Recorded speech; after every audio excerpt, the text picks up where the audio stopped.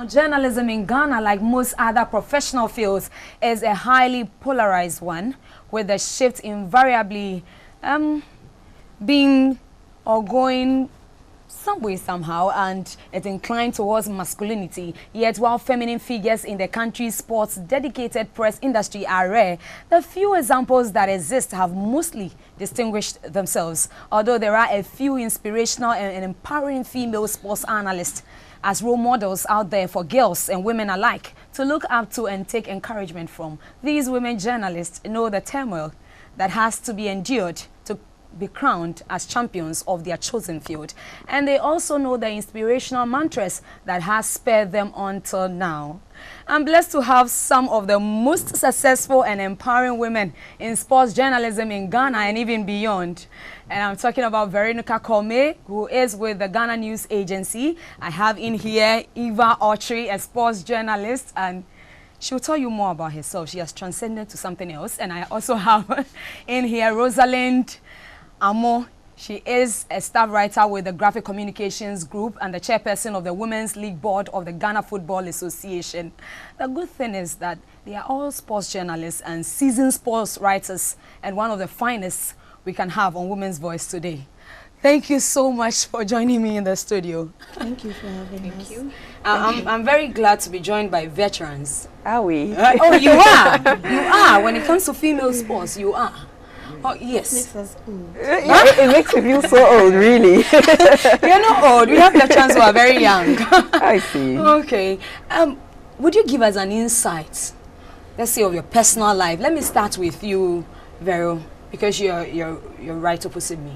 Personal life? Your personal life. Tell us about yourself. My name is Veronica Commey. We know that already.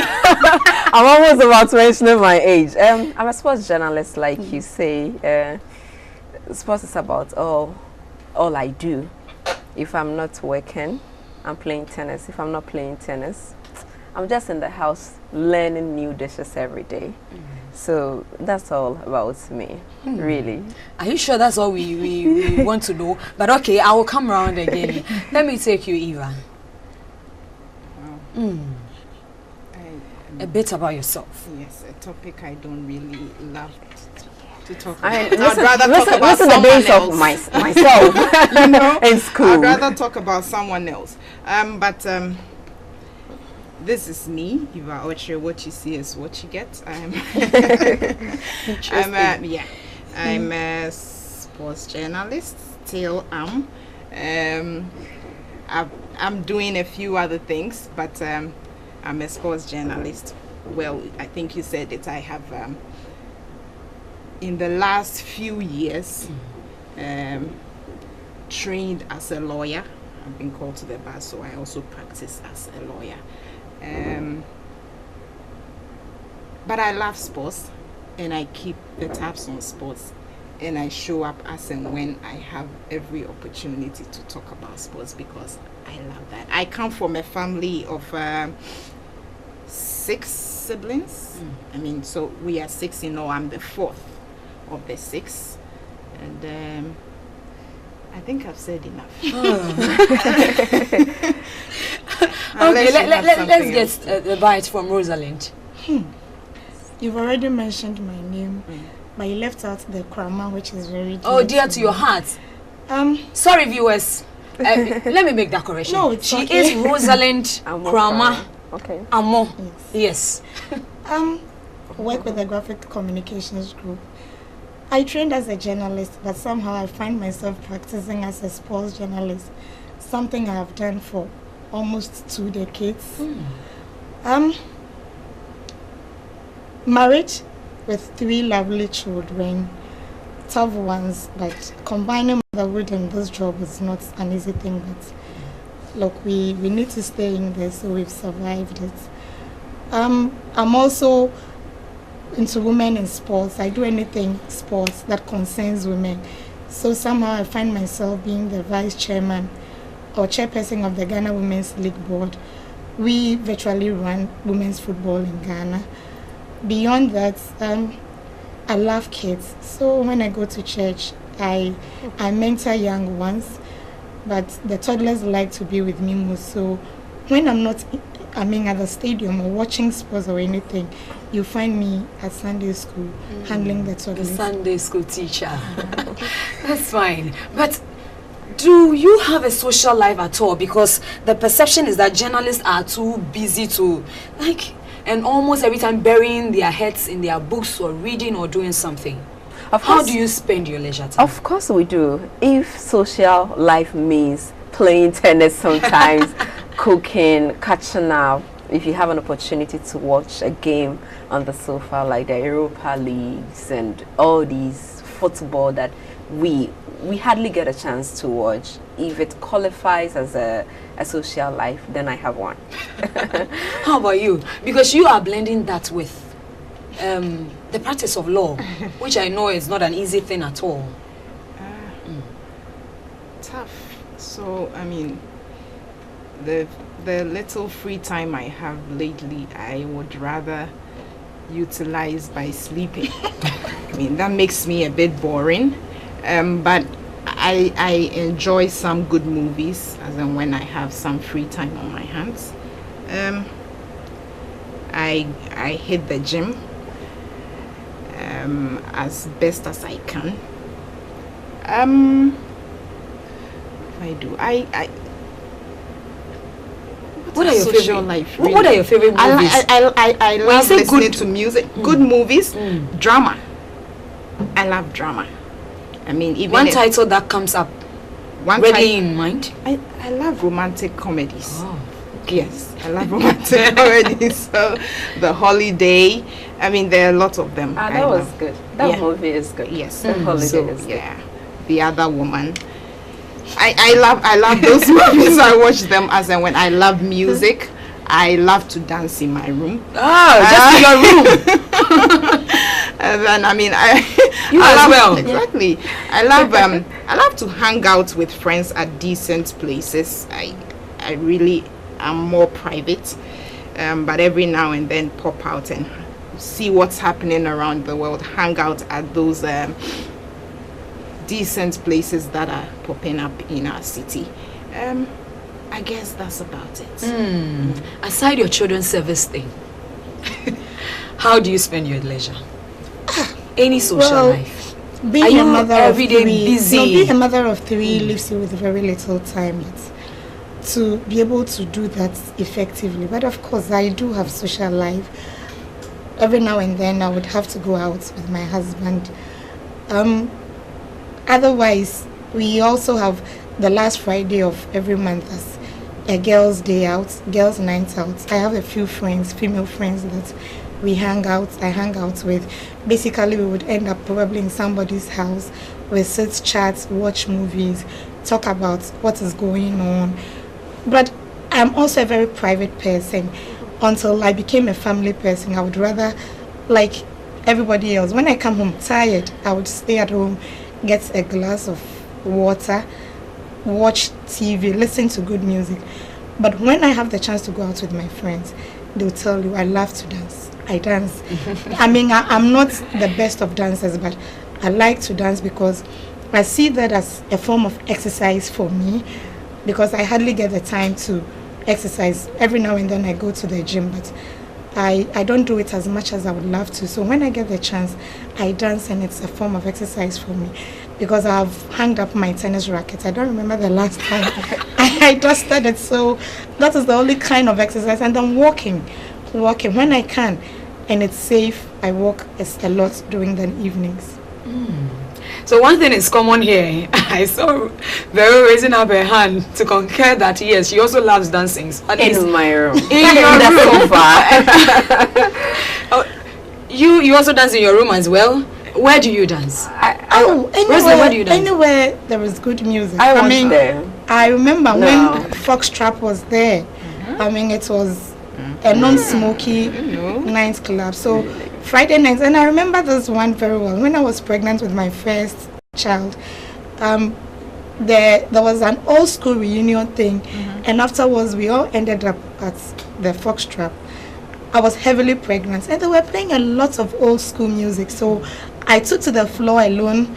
I danced and danced and danced, and I realized that there were people who were worried. They were concerned that, I mean, how can a pregnant woman be dancing like this? So a lady who was obviously very concerned came and said, Madam, just take a little bit of rest, okay? I said, I'm not tired. They didn't know you were a sportswoman. I mean, it was a form of exercise. I see it as a form, because when you go to the gym and you're doing aerobics, it's all about movements of the body to music. And so for me, it was. I don't dance anywhere. When the music is good, and I'm in the good company, definitely you see me taking a few steps. Great. But did you all dream of becoming journalists, or did you see the prospects of journalism as, like, during your formative years, as something to go into? I see you shaking your head. Journalism for me is a big accident. And it was still an accident? Still, yes. Wow. It's always been. When I was growing up, I think I was a very confused girl. One moment I wanted to be an air hostess, then an architect, and I had dreams all over my head. A particular time I bought law books. I read a lot of them. One day I snapped out of it. You ask me why and I don't know. But then I've always loved football. I love sports to a fault, especially football. And I would write a few articles. I thought they were letters to the graphic sports. Then we were lucky. We had a family friend. He's still a family friend, Eva, who used to edit the graphic, and he encouraged me to take to journalism. And truly, it had never crossed my mind. He ensured that I got a form and I got admission. I was lucky. I went to school really late, and I still had an opportunity to do journalism. It was while I was at school that I realized that, okay, I could do something more with journalism, but I never ever dreamt of becoming a journalist. No. But do you have the intention of pursuing your air hostess dream? No, I know. I'm so old now. Oh. And you still find journalism as an accident? I still think so, except that I am grateful, because I feel that despite the fact that it never occurred to me that I wanted to pursue this profession, it still has done me a lot of good. I still choose it if I had an opportunity of choosing. And I am grateful that Yabodo saw something and thought I could do it. I am grateful. I don't know where else I would rather be presently. That's fine. Eva. Well, journalism. Has it been your initial dream job? No, it never was. I was compelled into it, as unfortunate as it sounds. After A-levels, waiting for admission, I had unfortunately only put in an application to the KNUST at the time, and I had to wait my turn. Ended up being a longer wait than expected. So while waiting day and night for that call to come that the next list is out, my uncle had put in an application for me. GIJ had advised me to buy an application form, fill it out for the Ghana Institute of Journalism. I did that. So while waiting, I got notice that I had to write an entrance exam. I did so. Was called up for an interview, which I was not enthused about anyway, because that wasn't my focus at the time. I was still waiting earnestly for that moment when I will get admitted into the university. But because for me that was the ultimate. Before you continue, what was your dream? Seriously, I have always wanted to be a lawyer. Okay. I had always wanted to be a lawyer. So you have satisfaction now. Exactly. I mean, so that's what I was aiming at. I mean, getting into the university. And then, so I got the interview. I got admitted at the Ghana Institute of Journalism. So here I had admission at the Ghana Institute of Journalism. I was not pleased in any way, not excited about it, still hoping against hope that I would enter the university, because for me that was the ultimate. Then it dawned on me, I mean, it became obvious that second list was never going to come out. So I had to settle. So it was a settle, as a matter of fact. Ghana Institute of Journalism was a settle, but a settle that I am glad today to say was a blessing in disguise for me, because it opened the world to me. I mean, I would not be sitting here today but for that opportunity to be at the Ghana Institute of Journalism and become a journalist. And once there, I was angry. I mean, angry at myself, angry at the world. Who put in the application? I mean, I was angry that is where I was. My mates were at the university. What was I doing here? So the first few months at GIJ, I went to lectures with a frown. I was not prepared to mingle with anybody. I just kept to myself and sat at the back of the class and looked on, you know. But gradually I warmed up to this new experience, and I opened myself up to the possibilities and the opportunities that came with it. And in the end, I enjoyed it. It's been a wonderful ride so far for me, and this is something I've done since 2000. I graduated from GIJ in 2000. Yes, I entered in 98. Which puts me a bit close to my senior here, you know. and I have to hasten to add that we both are products of St. Louis Secondary School in Kumasi. Okay, and St. Monica. I went to the best school, St. Monica. I wouldn't argue over that, but the bottom line is you are all from a school that starts with a saint. Okay, so we are all saints. Yes, we are all saints. So that's my story and how I ended up in journalism. Unplanned, and yet it has become very useful to me. And an added advantage as far as law is concerned. Exactly. I mean, so once I had that, I knew that I had to go for the next step. Because for me, I knew that adding the law would always make me a better journalist. Great. Rosalind. Do I say mine was also an accident? I was thinking you would say accidents here today. Are we actually saying? Not, but let me say this. I was lucky. I was introduced to journalism or the work of journalists at a very early age. Cameron Dodu was my godfather, so we used to read, and my father loved to read. I think apart from GBC, his next favorite radio station was the BBC. So by age 6, I was already listening to BBC and all that. But for me, when I was a very young girl, I wanted to be a doctor. But when I got to the secondary school, I realized that I didn't want anything to do with blood. I had all the compassions and everything, but I was too emotional to attend to sick people, so I discarded it. Besides, I wasn't very good in science, and for you to be a doctor, you needed to be a very strong science student. And I saw some of my mates came in, and their focus was medical school. So even in Form 1, you saw them reading. When it was time for sports and other things, they were buried, in their books, and I didn't find it interesting. So I said, I don't think I want to go to anywhere near medicine, not even nursing. And then my granduncle also worked at the Ministry of Foreign Affairs.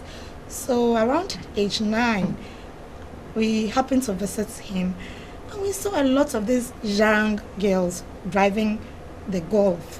When I asked my dad, who are these? And he said, oh, these are career diplomats. And they will be traveling around, so they represent Ghana in various countries. So I told him I wanted to be a career diplomat. Then he was like, I wanted to ride the cars were attractive. Then he said, what happened to being a doctor. You said you wanted to be a doctor. I said, no, I don't think I want to be. So, I just said that. And for you to be a career diplomat, you needed to be strong in languages. And I realized I was. And when I went to school, I was lucky to have a lot of people who liked arts, drama, and literature. So, right from Form 1, they encouraged me to start writing. And I love to write. When I'm quiet, when I'm sad, when I'm happy, all my emotions pour into writing. Poems, stories, short stories. And so I realized that I had that flair. But Cameron said journalism in Ghana was not the best. Why? Because it doesn't pay? Those were the times that things were really tough for journalists. And it still doesn't pay. If you want to speak the truth, journalism in Ghana, unless you want to do something else, you wouldn't want to, if you want to live the lifestyles that others do elsewhere, you probably will be looking elsewhere. But for us, we do it because we love it and not because of the money. And so it was there. I would write short stories and all that. I remember Cameron one time took it and sent it to BBC. And for the first time, my short story was read and I was excited. So that was the turning point? No, my father wasn't too enthused about me going to journalism. So at what point did you decide to end up in journalism? After school, I think I wanted to go and pursue a social science in KNUST, but I wasn't offered French. I was offered English and sociology. And so I said, how can I be a career diplomat if I don't do French? So I thought of discarding that altogether. And I indeed left tech. And my father was very upset. Quietly, I applied to the Ghana Institute of Journalism. And I didn't know anybody. And everybody said, look, GIJ, if you don't work, if you are not a practicing journalist, or you don't have anybody to lead you to see somebody there, you may not get admission because it's a professional school. It's not for novices like you. I was really discouraged. I didn't know anybody. I couldn't tell my mom. I couldn't tell anybody. Not even my best friend. I did it quietly. I had somebody who had mentored me whilst I was in school. At Ofuripenyin then, senior peer awarding. He was the only person I spoke to, and he encouraged me to do it, and I did. Thankfully, I was giving admission. I went and I was, unlike Eva, I was really looking for the opportunity. And so when the day of interview came, I was with my father in Kumasi then, and I told him the night before that I was going to Accra. For what? And I said, I was going for an interview. As what? And I said, I was going to the Institute of Journalism. Okay. For 3 years, we had a frosty relationship because he thought I had abandoned. And those times, our parents love to see their kids at the university. I was the first child of 9 children, so you could imagine his disappointment. And then I went to GIJ, and then time for practical attachment came in. I went to GNA Kumasi, and then I did the next 3 months at Graphic. And then he started reading my stories in the Daily Graphic. He wouldn't admit to it, but I thought that he could sense some, you could sense some pride in him. And you come home and, hey, so today where did you go? This story, where did you get it from? And I was like, I had to go out as my normal schedule. And then we graduated. And thankfully I won, I think I was the first recipient of the Gifty Afenyidazi Award, Most Promising Journalist Award. I got that, and he was there with my mom, and I would say that it was one of his proudest moments. How I got into sports, my father introduced me to sports. Wow. We used to go to the stadium. So we're getting to the next level of our conversation. Yeah. Yes. Talk about it. We used to go to the stadium together. He was a die-hard, die in the Uhasofok fan.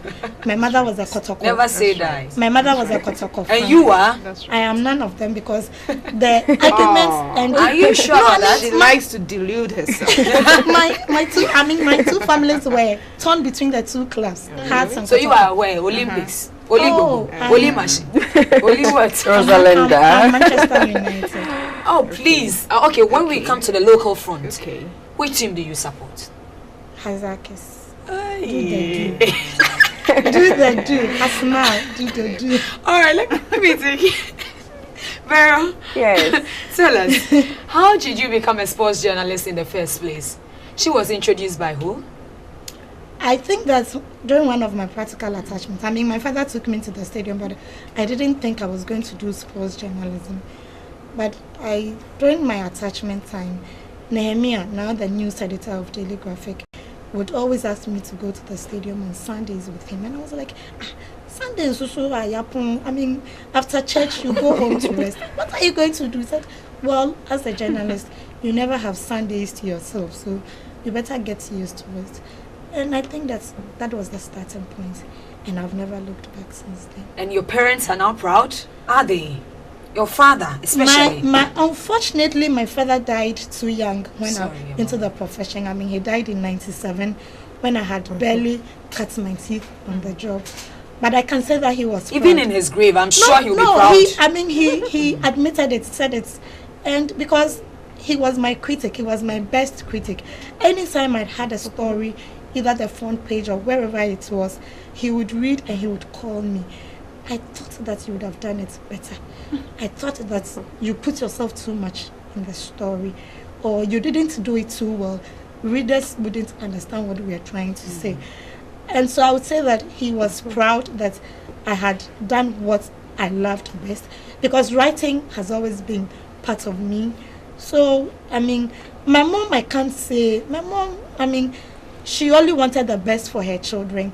Whatever would make you happy, whatever would give you the satisfaction, Go ahead. she would support you.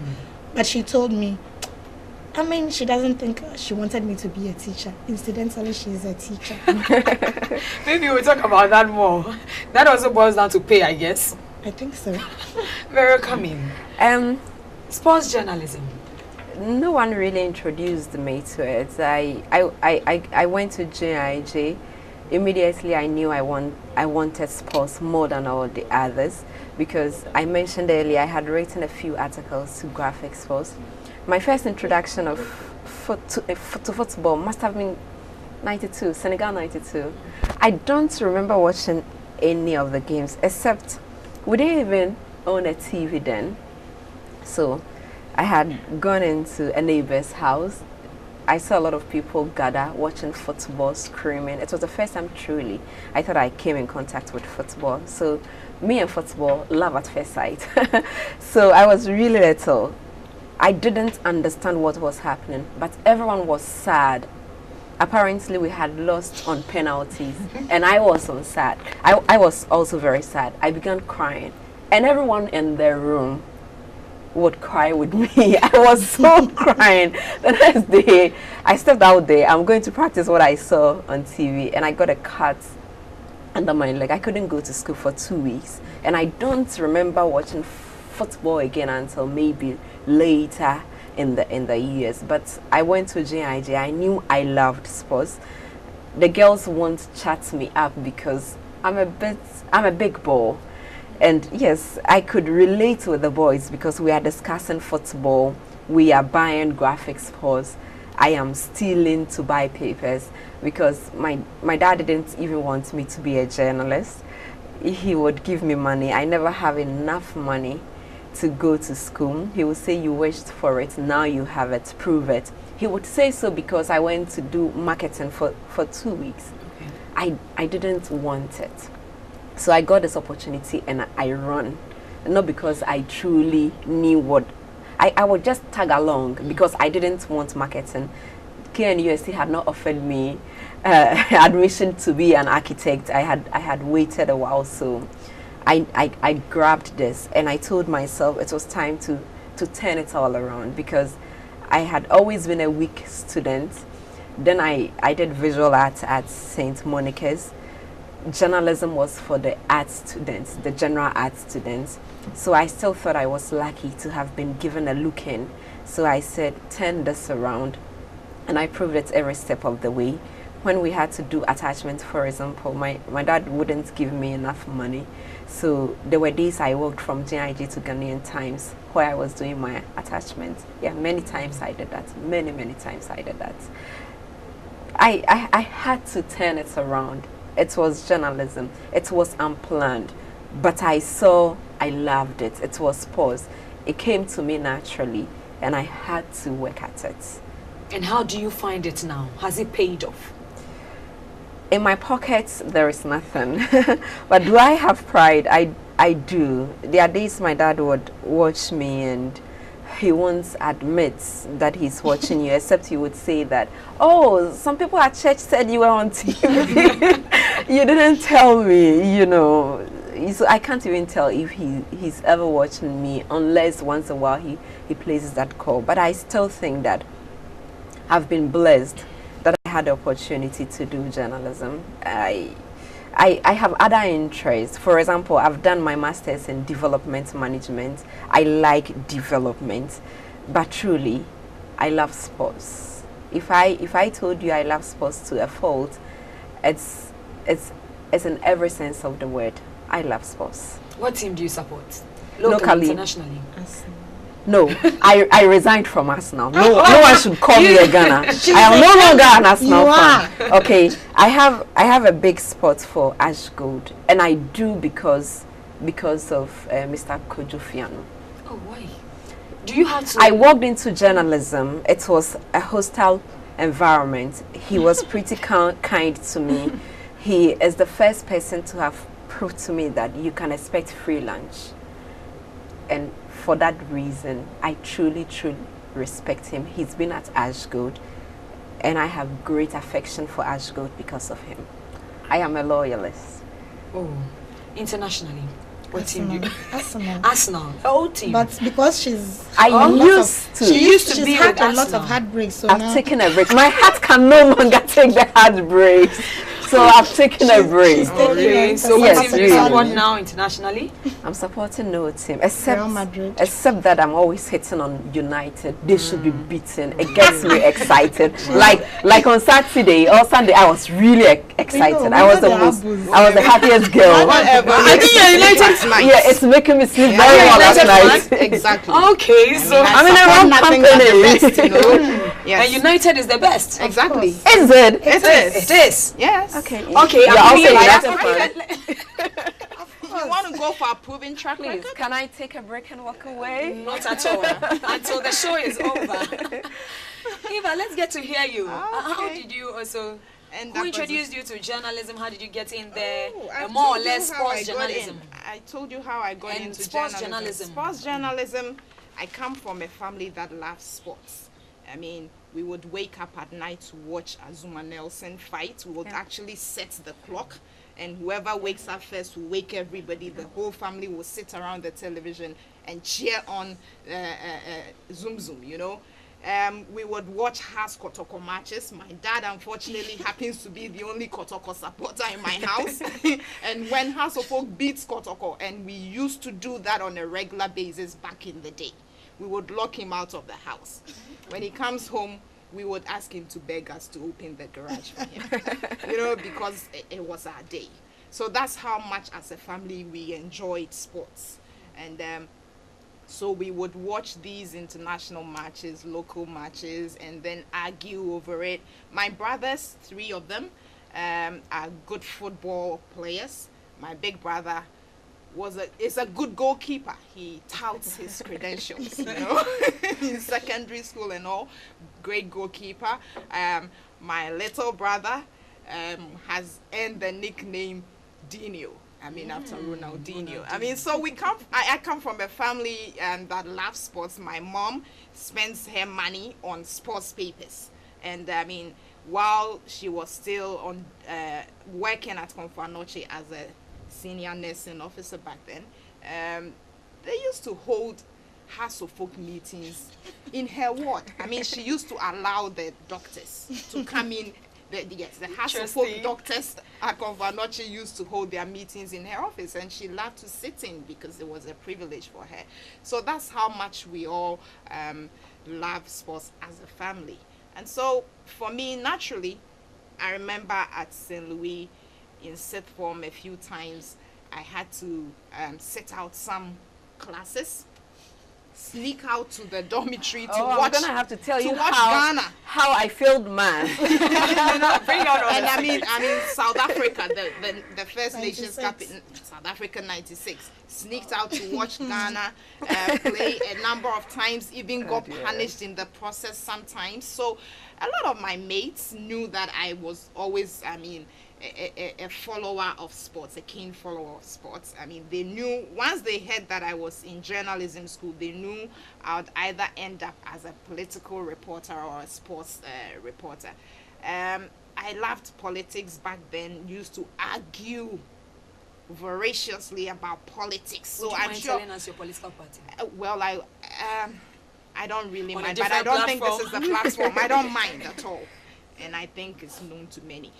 Well, I mean, so that's how I had that love for sports. So once I got into journalism school and I warmed up to the idea that I better seize the moment and make the most of it, I also took the firm decision that if I had to be there, I had to come out doing something different. I was not going to stick with the status quo. I was going to be a departure from the commonplace. So I just decided that, so I went on attachment, Choice FM, back then High Street Journal, went to Ghanaian Times because back then you had to choose any of the state-owned media. So I got the opportunity to work at Ghanaian Times. I was in the newsroom, the general newsroom.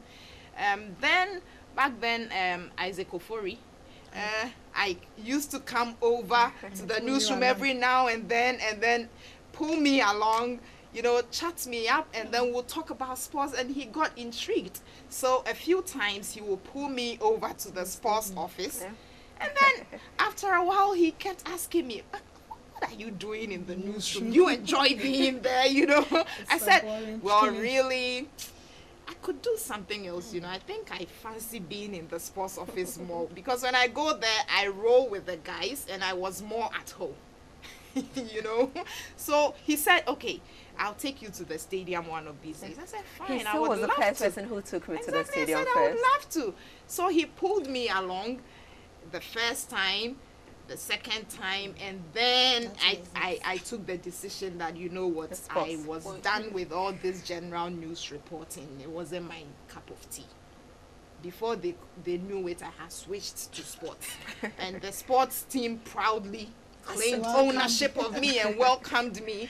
And so I started writing as a sports journalist. I mean, but for me, it's not been a job, because it's my passion. It's something that I love. I mean, I watch tennis and I'm so into it. I mean, I keep saying that I love football, all right, but I think that tennis is a sport that I enjoy watching. I mean, it's so intense. You get engrossed in it, and you can, I mean, while they are playing, you can hear a pin drop. All of that adds to the intrigue and the fascination about that particular sport. And I just love the sport. So every day I get up looking forward to my passion. It's not a job. So I don't drag myself through it. I guess that's what sustained me over the years, because if it's just a job, you get tired at a point. That was what I was coming to. Do you have satisfaction in what you do now? Yes, I do, except that I could do with more money, Yes, I could do with more money, because you see, you're on TV, Everybody thinks you have you money. have cash, a lot of people are looking for opportunities from you, and sometimes there are doors you can't open. There are people you wish you could help, but you don't have the money, and you wish journalism would pay a little more than it's doing now, because if I loved sports to the extent that I failed maths for it, and I did research, and on the day that we were supposed to write the paper, there was a tournament under 17. I remember, I have forgotten where, and whilst my parents thought I was on my way to the center, I was watching football at Tema Station. Okay, I knew I had. When I went, they had begun the paper. I was lucky to have gotten an E. Is that how serious your love for sports was? it's always been like that. I love sports that much. I could do with a bit more money, like I said, but hey, I still love it. I'm Great. enjoying it every day. Rosalind, any inner satisfaction? More than that. Otherwise, I don't think I'll still be in this for. I graduated in 1995 from the GIG, and I haven't done anything else.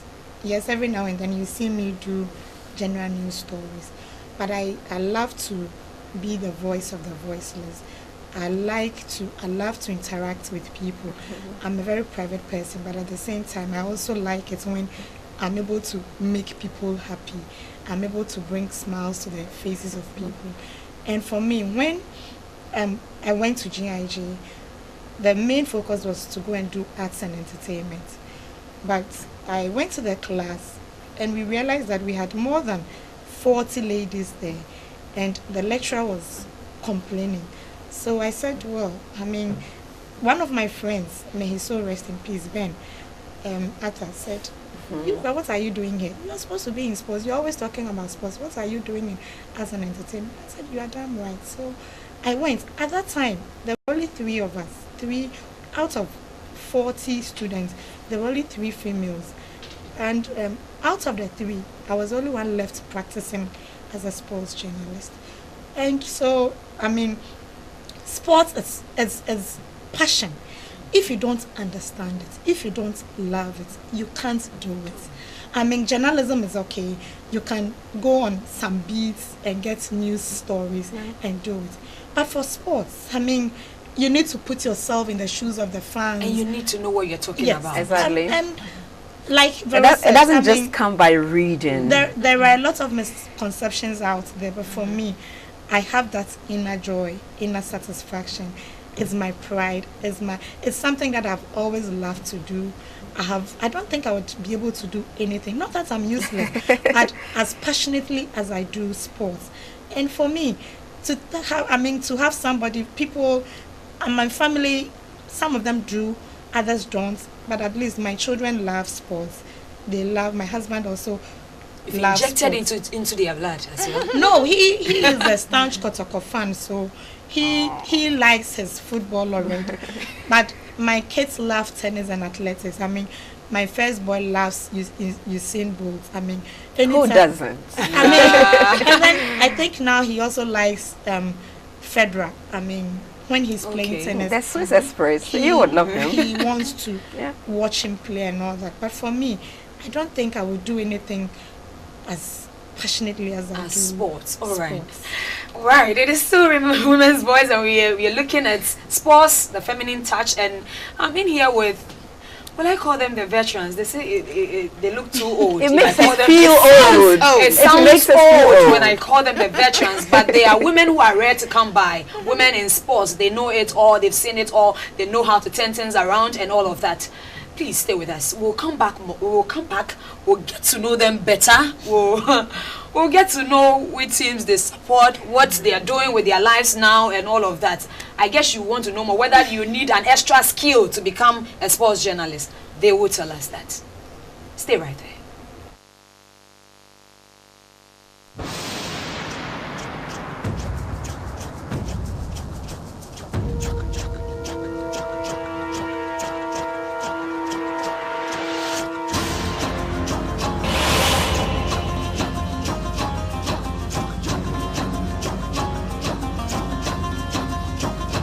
We share the unique stories of women within our society. I see you having a beautiful wedding, but after that wedding, I see you chewing cola nut and weeping because you can't have kids. Experiences that touch lives. Whatever He allows into your life is for a purpose. And whatever it is, I'm sorry. Okay, that's okay.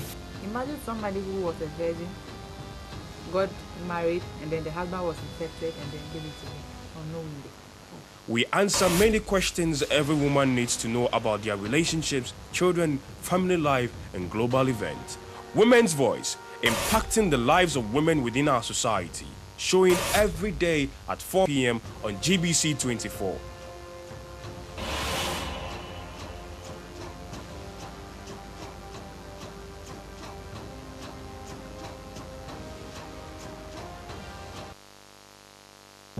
I'm Chinese. I am Russian. I am East African. I'm Canadian. I am Filipina. I am Irish. I am Bulgarian. Korean. I am American. I am Brazilian. Italian. Mexican. I'm British. Swedish. French. I'm Israeli. Mongolian. I'm South African. Japanese. We are mankind.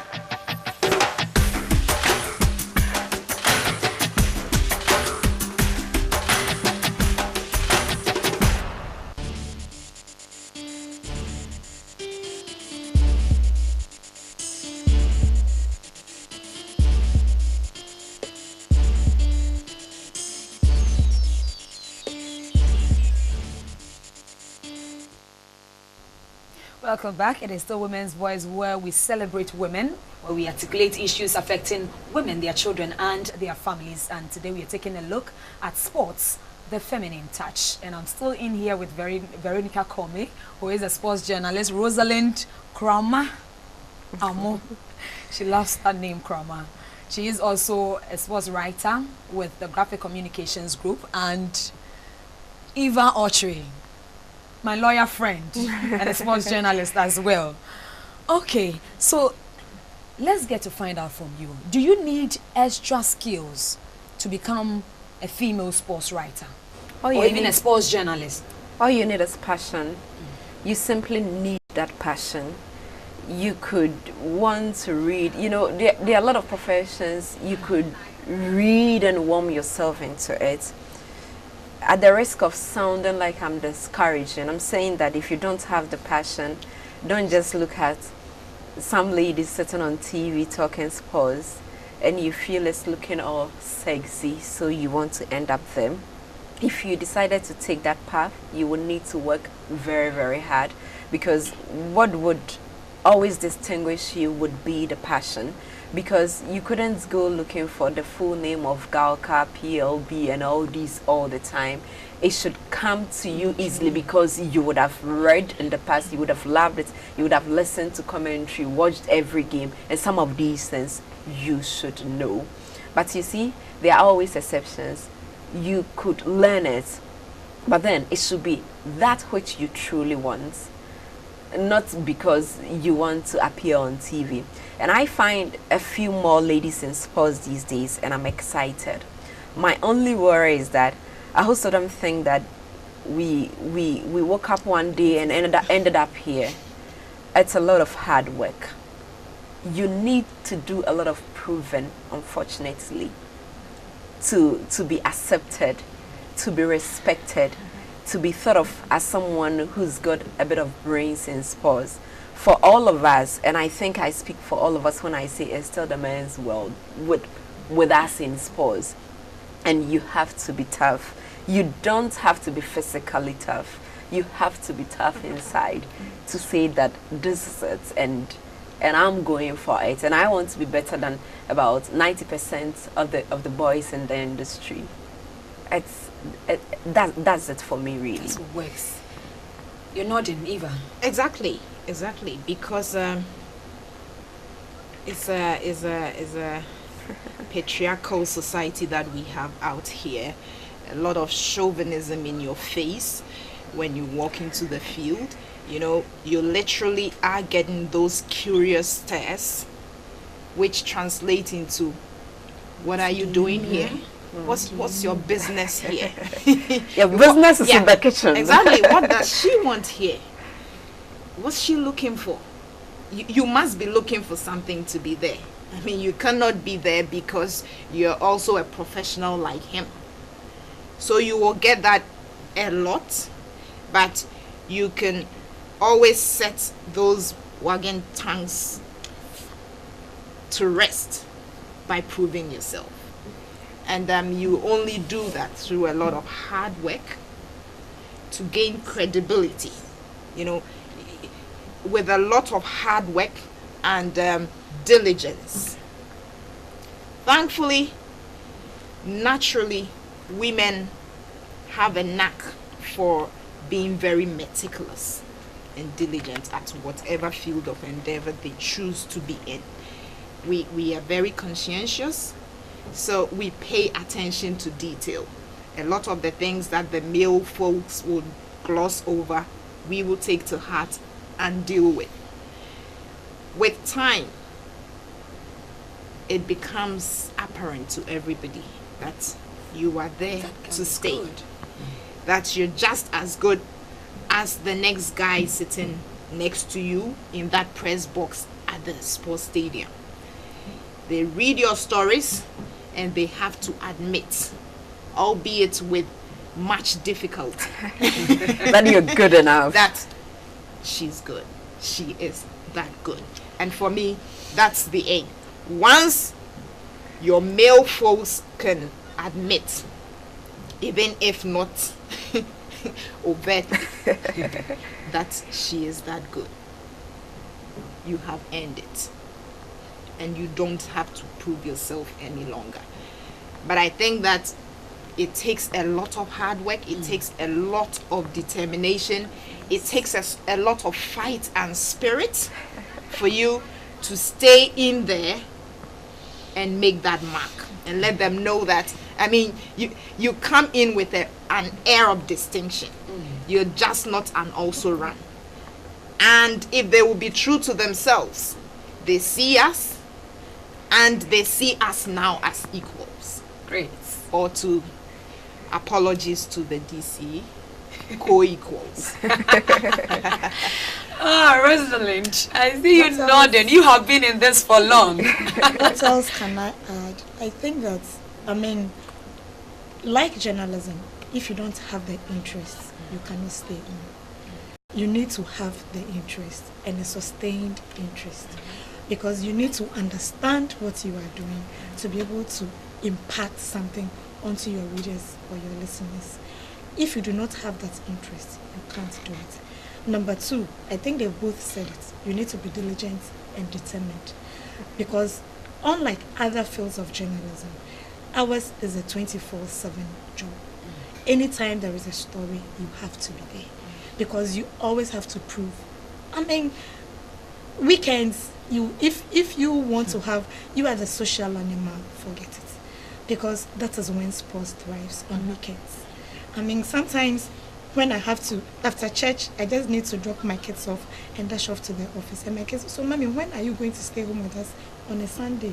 Unfortunately, my work starts on a Sunday. When there are matches, there are reviews, there are reports. So, I mean, if that interest, I've seen many young girls coming, oh, Star Rosalind, we want to be like you. And I tell you, well, being like me is never what you have to plan. You have to be what you want to be. And they come in after 3 months. I don't think I want to sacrifice for this. I want to sacrifice my weekends. Because not just weekends, when there are fights in the nights, late in the nights, where are tournaments and the time zones are different, you need to sit up and watch and analyze and all that. So it takes a lot of sacrifice. And you also have to hold yourself as a dignified person, because people come in and they look at you with all kinds of eyes, mentality, and you always have to prove to yourself. I mean, I remember until they both arrived on the scene, I was a lone ranger and it was a lonely world. Before me was Perpetua Quenzel. She was the only female sports journalist I knew then, and I was thinking, I would go and have her mentor me. Just as I arrived at Graphic as an attachment person, she had also left to go and do her master's and eventually her professional, take a professorial course. And so I was left all by myself. There was nobody to look up to. All you could do was to go to the library and read. But I mean, you would have people who would support you, but there are others who would also love to see your downfall. What are you doing here? Many of them would rather tear you down. What do you know? I mean, and it is disheartening when people who make the newsmakers earn your confidence and they try to give you stories and the kind of things that go around. You are sleeping with this person, you have slept with that person. I mean, and one time I went to Benin to cover handball, and I had that information. I cried my heart out for 2 days. But after crying, I told myself that, look, I would not give those people the pleasure to see me walk away. I would stay on, because there are many other people who would want to do it. But if they do not see anybody to look up to, they would come and go away. And I did. And for me, I'm proud. I mean, I may not have money. I may not have had national recognition, but I must say that sitting in between these two young ladies gives me the innermost satisfaction, because I believe, I mean, I may not have told them, they may not have told me, but I'm sure when they came in and they found out that there was a lady in there, they decided to stay on, because otherwise the men would have pushed them. We have all come to stay. I'm glad. Right. we have some few minutes to go, but quickly let's take some comments from our WhatsApp platform. Then we'll get to know what people are also thinking. And right, this one says, Rebecca, where did you get all these ladies from? I'm loving this program this afternoon. Thank you so very much. And this one says, please find out from the three, have they received any awards so far for their kind of work they are doing? Not me. Have you been recognized? Not me. Nationally, all of you? Not me. Nobody. From who by who? No, I mean, to qualify to become sports journalist of the year, you need to put up an entry. An entry, yeah. I haven't done that because I don't think I have to. Why? I mean, that is the criteria. Yes. Even with the CNN awards and all that, you have to file an We application do, but first. Okay, maybe someday we would. Can Please you go do. on with your processes? But you need to be recognized. You are doing much more for this country. And I know whoever is in charge is getting to hear this today. Please. I mean, you Rosalind, say so, and we want to say gracias. Yes, and we appreciate your work. That is why you are here, mentoring our young girls and inspiring them, motivating them to become sports journalists, female journalists, of course, in Thank you. sports. Most Great. grateful. Right, let's get to this one. Says it is said that for an athlete the biggest pressure comes from within. How about you? Ask all three of them, what are their pressures, what are the pressures you have had to deal with or continue to deal with as women in sports? We are ladies, we are beautiful, we are smart. Hey, a lot of men like smart women, and it's tough. We meet a lot of them every day. The pressures you've had to deal with? I mean, would be the social pressures. I think that we've spoken at length about how you have to continually keep proving yourself to people because they feel that once you're a female, you're not good enough.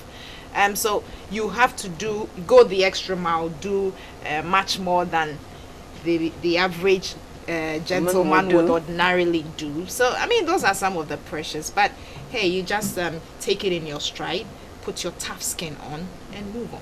Okay. Becky, have you ever heard of this? If you can't stand the heat, get out of the kitchen. Obviously, we are able to stand the heat. Alright, this one also says, what do they make of the tag given to women in sports or the media in general that they can't settle down? What do they have to say about that?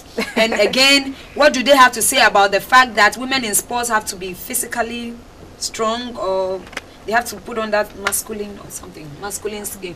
Are you? It's a misconception that you have. You just need to be tough inside. It's good enough. Thankfully, this is television, so we can see you. So judge for yourself, my dear questioner. Are we masculine enough? And how about the fact that women in the media do not want to settle down? Becky, I've just told you, I'm married with 3 children. Ah, well, I mean, I think it's a personal decision. It's a personal. I mean, what about the other professions? Do people go looking at why doctors are not settling down, why architects are not doing it, why engineers are not doing it? Even there are some teachers who do not want to settle down. Why would you want to tag the women in media? I mean, it's an archaic misconception. Cut us some slack. We work 7 days a week. We like to serve them more. We love to bring them the news. It means that we don't spend so much time like they do mangling, you know. So it takes a little more time. They should be patient. Okay, so let's take the last one because our time is up. Okay. This one says, find out from them, how do they get to do the sports analysis thing, and what has been their lowest and their highest moments as far as sports journalism is concerned? That's the final one, quickly, so that that's something you say quickly. Yeah. You've got to go down memory lane. I truly can't remember anything presently. How do you get to do the sports analysis thing? It comes to us naturally. Passion and interest. Yes. I mean, if you don't understand, you can't do it. I mean, it's something that you should have been following. You know, it's so mechanical. If you're just preparing for this and you go sit there, you're just going through the motions. I mean, people don't feel you. The vibe is not there, but because it's something that you enjoy doing and you followed all the time, it's second nature, more or less. It's second nature. That's the way it should be. It should be easy for you. Yeah. Great. So easy you almost become complacent because you may not want to, read or prepare well before you because maybe we need to have a part 2 of this, because we didn't even have the chance to talk about how come women football are not receiving much attention and all of that, or women's sports in general when it comes to women, because I know.